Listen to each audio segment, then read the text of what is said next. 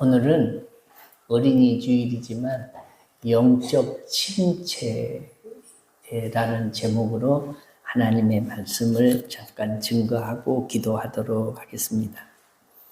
제가 목회를 시작한 지 한 15년 정도 지났을 때에 그 성지 순례를 갔습니다.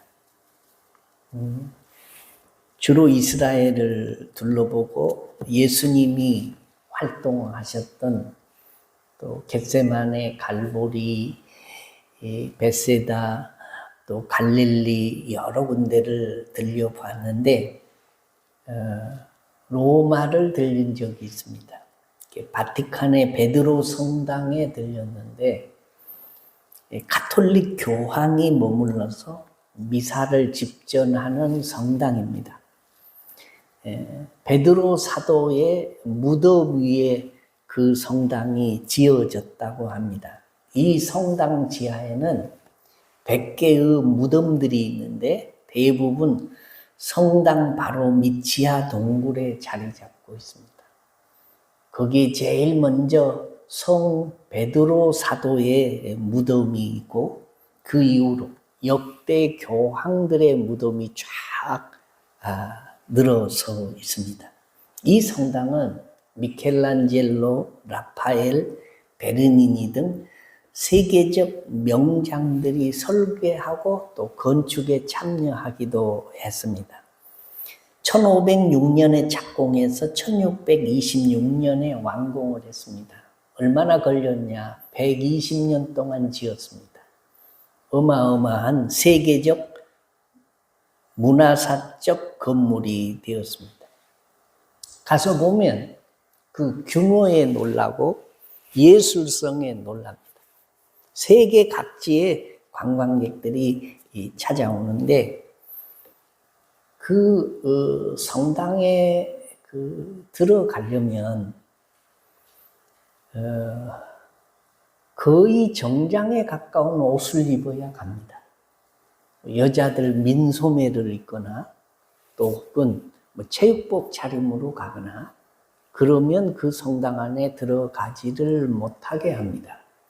미사에 참여할 사람은 더더구나 거의 정장에 가까운 사람. 그래서 그 성당에 관광차 들어가려면 옷을 따로 준비해야 갈 수 있도록 그렇게 정해놓았습니다. 미사를 드리러 가지 않는 이방 사람들도 거룩한 성당에 들어오려면 옷을 갈아입어야 갈 만큼 거룩한, 말 그대로 성스러운 장소로 만들어 놓았다라는 것입니다. 제가 그 건물을 보고 거기에 가니까 이 사람들의 형상을 많이, 그러니까 동상을 수없이 많이 즐비하게 세워놓았습니다. 2층이나 밖이나 아니나. 자세히 보니까 거기에 우리나라 김대건 신부의 그 그림도 크게 그려서 우리 태극기도 거기다 그려 놓았습니다. 그런데 그 성당에 들어가는 입구가 어마어마한데 오른쪽과 왼쪽에 큰 동상이 서 있습니다. 무슨 동상이냐? 하나는 예수님의 12제자 중에 수제자인 베드로의 동상이고 하나는 바울 사도의 동상입니다. 베드로는 예수님의 수제자죠. 그래서 성경을 읽어보면요, 예수님의 제자들의 명단이 나올 때 제일 먼저 베드로부터 나옵니다. 그리고 제일 끝에는 누가 나오는지 아십니까? 가룟 유다가 나옵니다. 성경에 몇 군데 예수님의 12제자 이름이 쭉 나오는데 머리에는 항상 베드로부터 시작한다라는 거죠. 바울 사도는 신약 성경 27권 중에 13권을 바울 사도가 기록했습니다.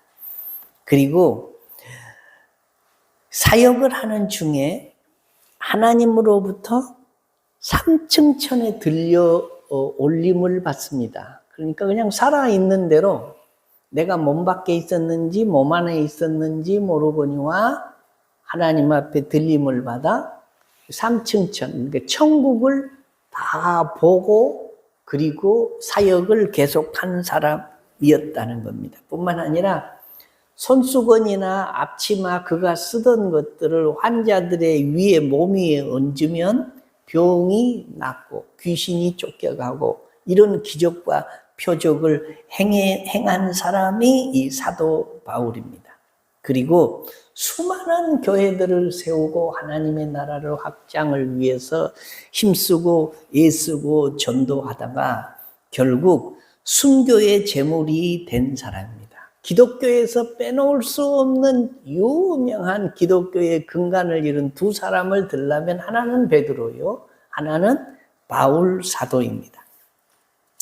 저는 이 사람들의 업적을 이야기하려고 하는 것이 아니고 이 사람들의 연약함을 이야기하려고 합니다.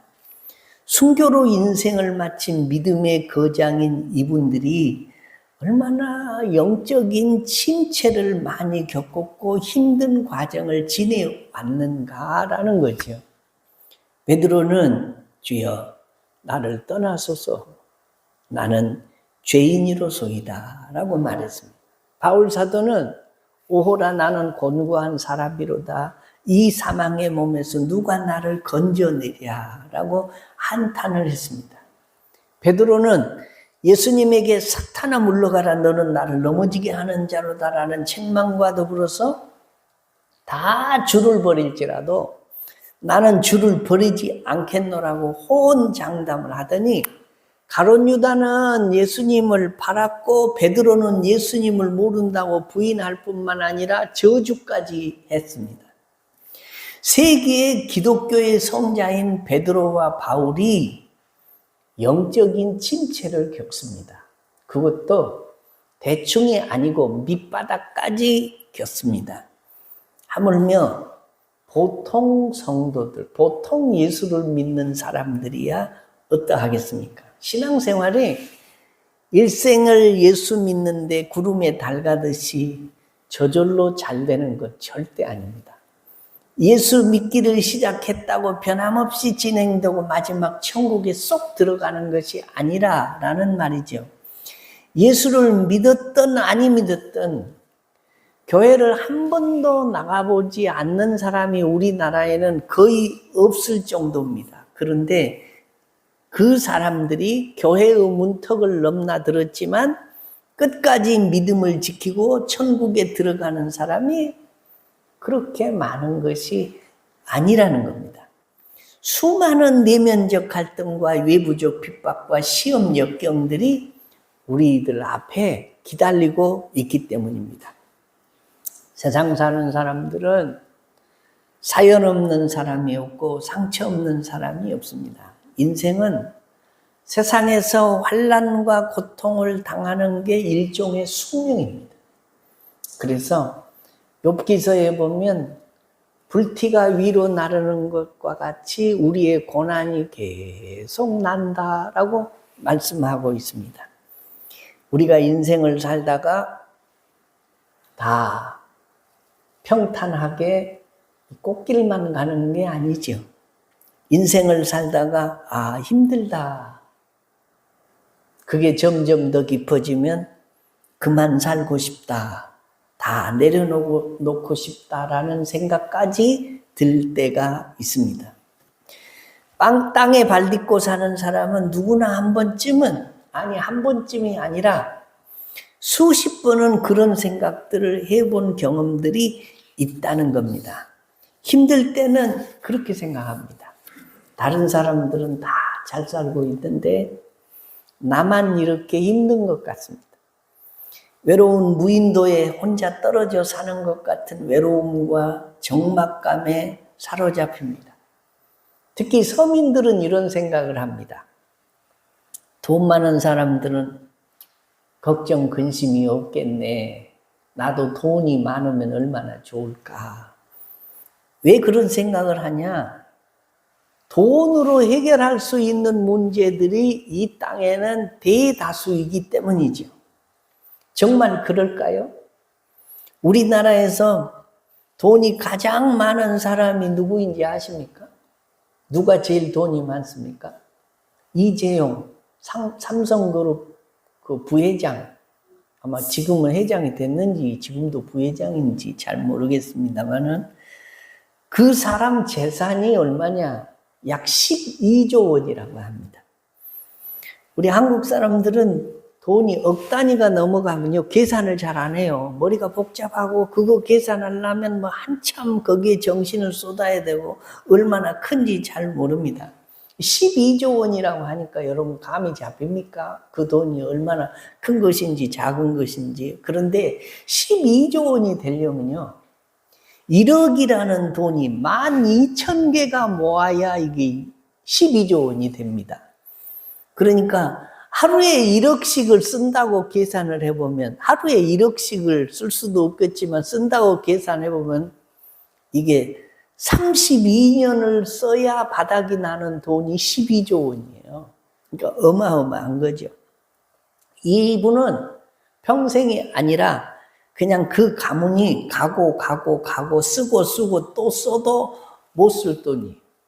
근데 이분이 이렇게 부자가 된 것이 왜 부자가 됐냐? 그 아버지가 부자였고 그 아버지도 부자였지만 그 할아버지도 부자였고 그래서 그거 대물림 받아서 금수저에서 그렇게 된 거죠. 지금도 힘쓰고 애는 쓰지만. 그런데 이건희 삼성 회장의 막내딸 이윤영이라는 사람이 있었는데 이재용 씨의 여동생이죠. 여러분이 뭐 더 잘 아시겠지만 이분이 26살 나이로 뉴욕에서 자살로 인생을 마감을 합니다. 아마 이윤영이라는 이 막내딸이 가만히 있어도 자기 앞으로 돈이 얼마가 떨어지냐 2천억이 상속이 될 그런 것이 다 예정되어 있는데 2천억이 내 앞으로 분깃이 나누어져 있음에도 불구하고 이 사람이 그냥 더 못 살겠다, 너무 괴롭다, 너무 힘들다 그래서 죽었어요. 스스로 자살해서. 많이들 사람들이 착각을 하고 삽니다. 돈이 많이 있으면 행복하고 돈이 많이 있으면 이 침체가 없을 것이다 라고 생각을 하죠. 그러나 대개가 그렇습니다. 30평 아파트에 살면 30가지 걱정이 있고요. 50평 아파트에 살면 50가지 걱정이 있고요. 100평 아파트에 사는 사람은 100가지 걱정이 있다고. 그렇다고 해서 우리가 10가지 걱정만 갖고 살라니까 10평에는 살 수 없겠지만은 그래도 이 돈 가지고 세상에서 다 행복하게 사는 건 아니다라는 거죠. 사람으로 태어나서 땅에 발 딛고 사는 이상 환난과 고통 가운데 때때로 어두운 영적 침체의 시기를 누구나 다 통과한다는 겁니다. 예수 믿고 구원받은 하나님의 자녀들도 마찬가지입니다. 연약함을 견뎌야 하는 것은 너무나도 분명합니다. 그렇지 않다면 성령께서 도우신다는 약속이 주어질 필요가 없을 것입니다. 아무리 의인이라도 이 세상에서 환난이 약속되어 있다는 거지요. 아니 의인일수록 환난과 핍박을 오히려 더 받습니다. 여러분 예수를 그럭저럭 믿는 둥 마는 둥 물에 물 탄 듯 술에 술 탄 듯 믿으면 이런 사람은 핍박이 없습니다. 그러나 정말 예수를 잘 믿으려고 작정하고 잘 믿기 시작하면 그때부터 핍박이 옵니다. 어디서부터 핍박이 오냐? 가족 식구들에게서부터 옵니다. 적당히 믿으라. 그렇게 빠지면 큰일 난다. 그건 이단들이라 하는 거야. 이렇게 핍박을 하기 시작하고 내가 정말 예수를 잘 믿기 시작하면 은근히 예수를 믿는 사람이 핍박해요. 그리고 별나게 예수 믿네. 나는 저렇게 믿을 자신이 없는데 너는 왜 그렇게 자신 있게 예수를 믿느냐고 말합니다. 이래저래 사람은 영적 침체를 겪게 돼 있습니다. 잘 믿는 사람은 잘 믿는 사람이니까 영적 침체가 오는 것이고요. 잘 못 믿는 사람은 믿음이 없으니까 영적 침체가 옵니다. 믿음이 충만하면 충만한 대로, 믿음이 가난하면 가난한 대로 침체가 온다. 믿음이 강해지면 강해질수록 마귀가 주는 환난과 핍박이 커집니다. 그래서 목회자에게는 목회자에 맞는 영적 침체가 있고요. 중직자에게는 중직자에게 맞는 영적 침체가 있고요. 평신도에게는 평신도에게 맞는 영적 침체가 있습니다. 여러분, 침체가 뭡니까? 제가 사전적 의미를 찾아보니까 침체는 잠길 침자에다가 막힐 침자예요. 어떤 현상이나 사물이 전진하지 못하고 그 자리에 머무르고 가라앉아서 일어서지 못한 상태, 길이 보이지 않아서 낙심 중에 있는 상태를 침체되었다라고 말한다는 거죠. 이런 침체가 우리가 인생을 사는 중에 왜 올까요? 육신적으로 생각하면 이렇습니다. 육신이 병들고 아픔이 지속되면 침체가 옵니다. 그리고 젊어서는 그렇게 아픈 데가 한 군데도 없었는데 이게 나이가 들다 보니까 허리다리 어깨배가 쑤시고 결리고 아프고 안 아픈 곳이 한 군데도 없을 만큼 아픕니다. 식탁에 약봉지가 하나로 늘어나더니 둘로 늘어나고 둘로 늘어나더니 셋으로 늘어나고 자꾸 약봉지만 이렇게 쌓입니다. 그런데 몸이 아프면 마음도 약해지고 마음이 약해지면 이게 사는 재미가 없고 괜히 눈물이 나고 침체에 빠지게 되는 것입니다. 그래서 사람이 몸이 이게 병의 그릇이에요.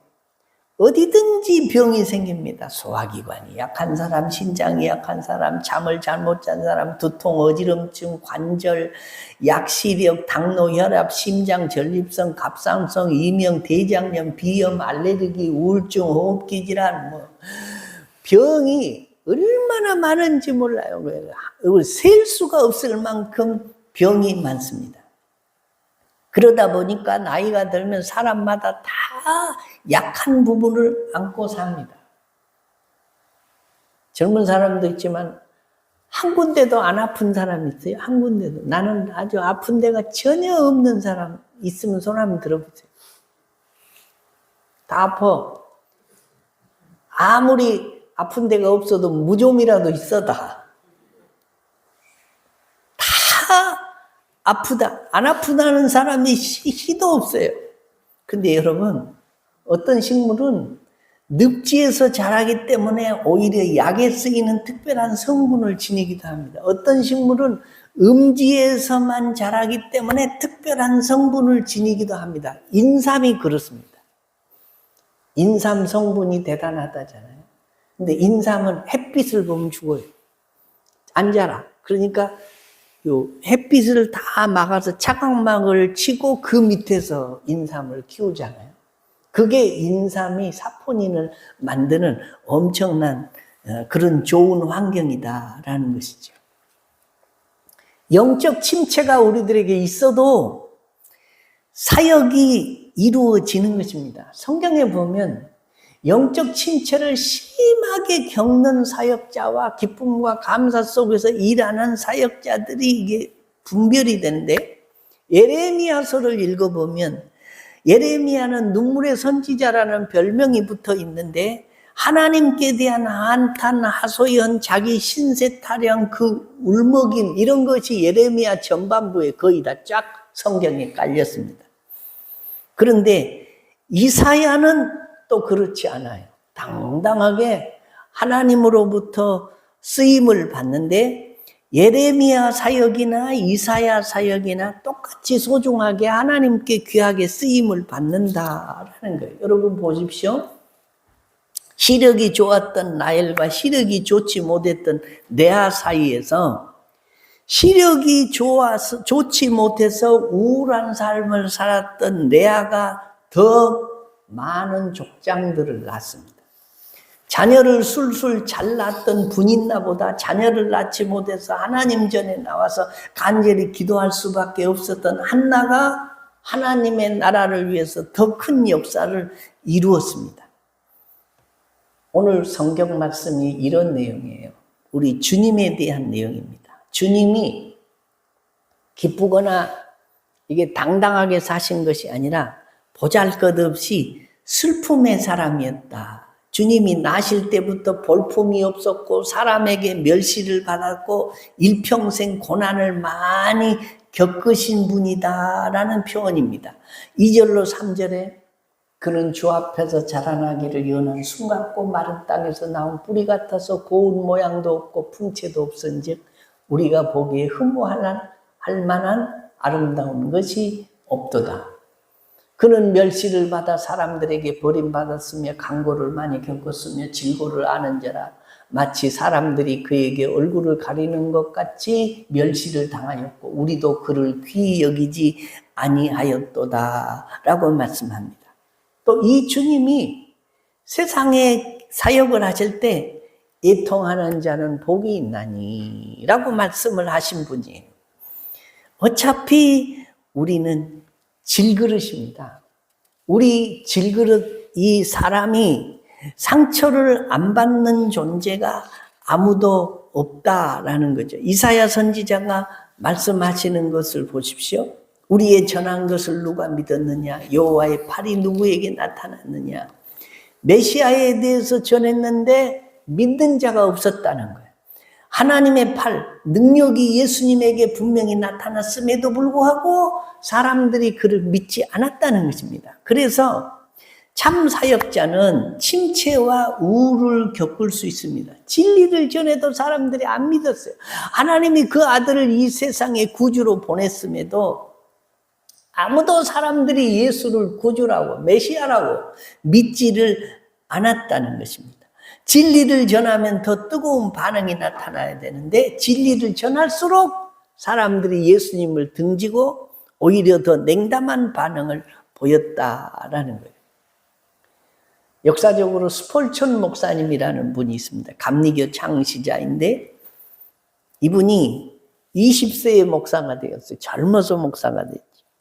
처음에는 조그마한 교회에 담임을 했는데 그 교회를 크게 부흥시킨 다음에 나중에 더 큰 교회에서 청빙을 받아서 사역을 하는데 많은 사람들이 그에게 나와서 예수 믿고 세례를 받고 하나님의 사람들로 거듭나는 일들이 있었는데 그분이 1857년에 집회를 하는데 사람이 얼마나 많이 23,654명이 모여서 집회를 하고 회개하고 주님 앞에 돌아올 정도인데 런던 집회 사상 최고의 사람들이 모여서 그의 설교를 듣습니다. 나중에 그분이 큰 교회를 지었는데 10,000명이 들어갈 수 있는 교회를 지었어요. 그리고 매주마다 10,000명 앞에서 이 목사님이 설교를 합니다.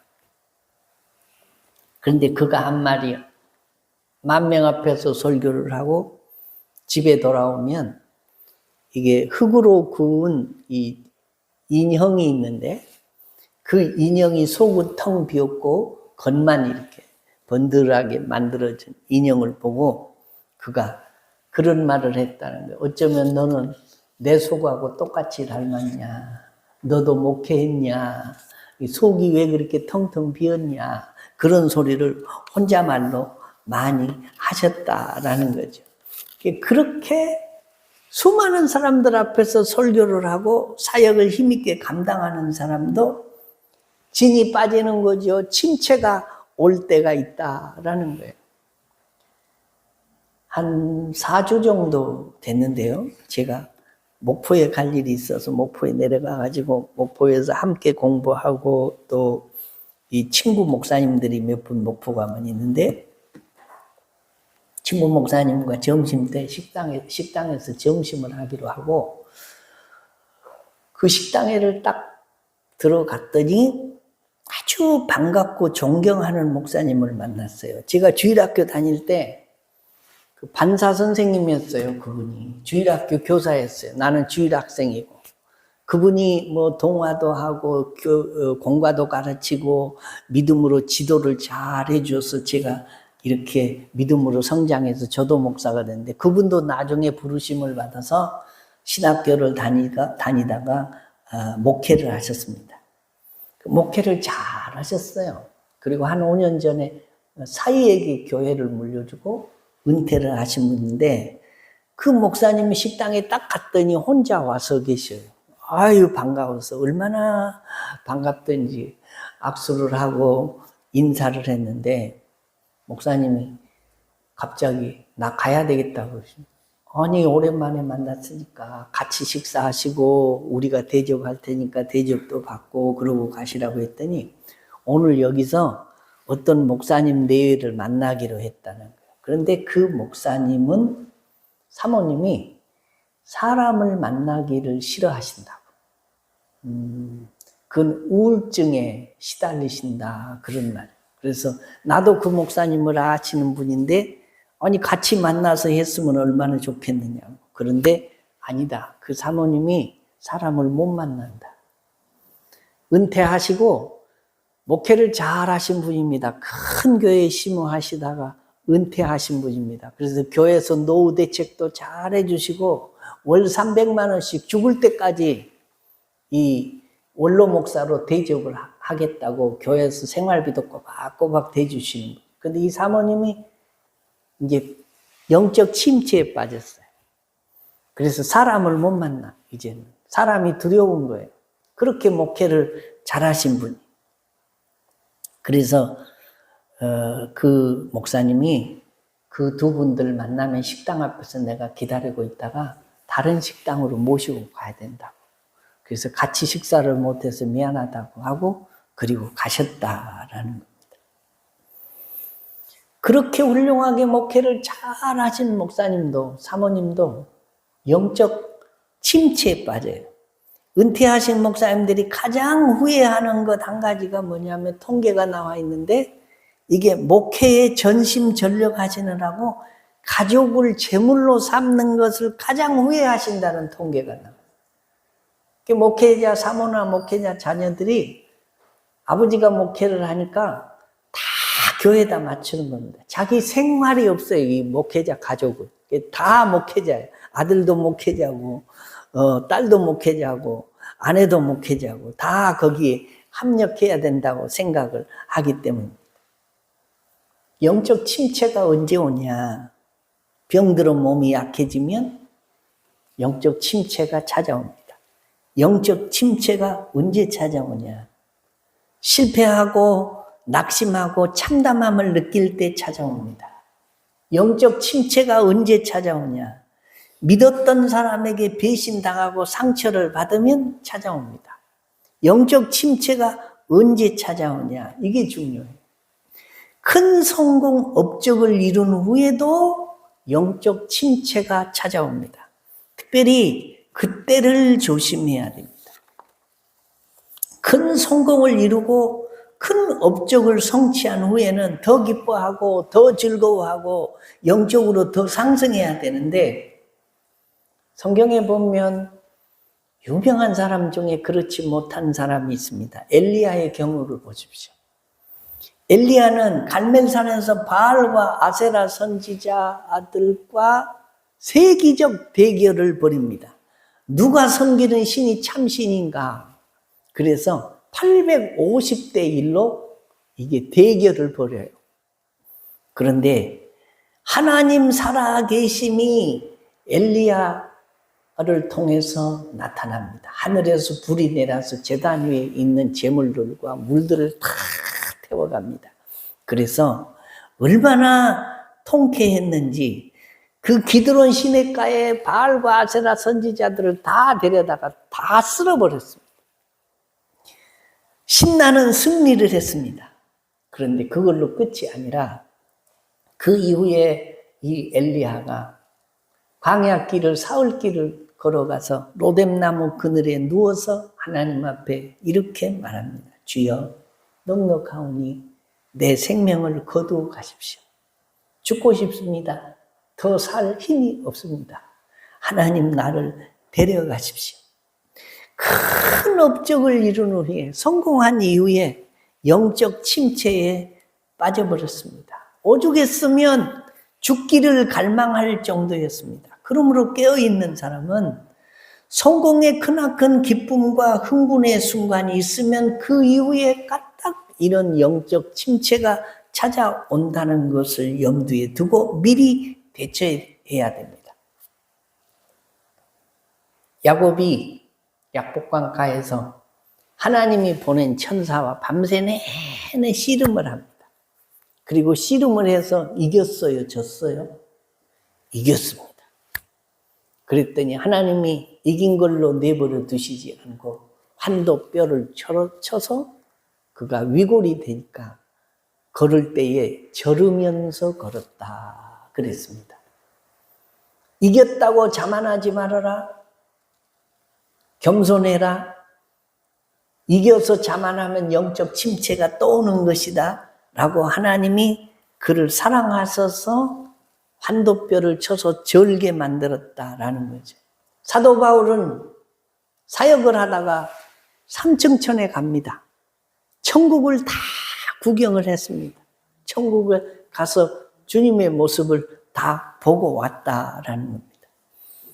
그런데 그에게 뭐가 생겼냐? 육체의 가시가 생겼습니다. 그가 고백하기를 내가 받은 은혜가 너무 커서 하나님이 나를 자고하지 않게 하시려고, 교만하지 않게 하시려고 이 육체에 가시를 주었다라고 알고 더욱 겸손하게 사는 것입니다. 사랑하는 성도 여러분, 신앙생활하는 중에 영적 침체를 경험하지 않는 사람은 한 사람도 없습니다. 목사도 영적 침체가 있는 것이고, 베드로도 영적 침체가 있는 것이고, 사도 바울도 영적 침체가 있는 것이고, 예수님의 제자들이 다 순교를 했는데 순교의 제물이 되기 전에 다 영적 침체를 겪은 사람들이다라는 것입니다. 믿음이 좋은 사람은 좋은 대로 침체가 오는 것이고, 믿음이 없는 사람은 없는 대로 침체가 오는 것입니다. 그러나 그 상태를 오래 두어서는 안 됩니다. 다시 십자가를 바라고 일어서서 일어나 걸어라, 내가 새 힘을 주리니 일어나 너 걸어라, 내 너를 도우리라는 주님의 음성을 듣고, 침체는 누구에게나 오는 거다, 나만 겪는 게 아니다 라고 믿으시고 다시 예배하고 다시 기도하고 다시 말씀 읽고 순종해서 새 힘을 얻어서, 우리는 긴 영적 마라톤을 하는 사람들입니다. 이 경주를 잘 맞춰서 주님 앞에 서면 착하고 충성된 종아, 믿음의 경주를 잘했구나라고 우리 주님으로부터 말할 수 없는 상급받는 믿음의 식구들 되시기를 주의 이름으로 축원합니다. 다 같이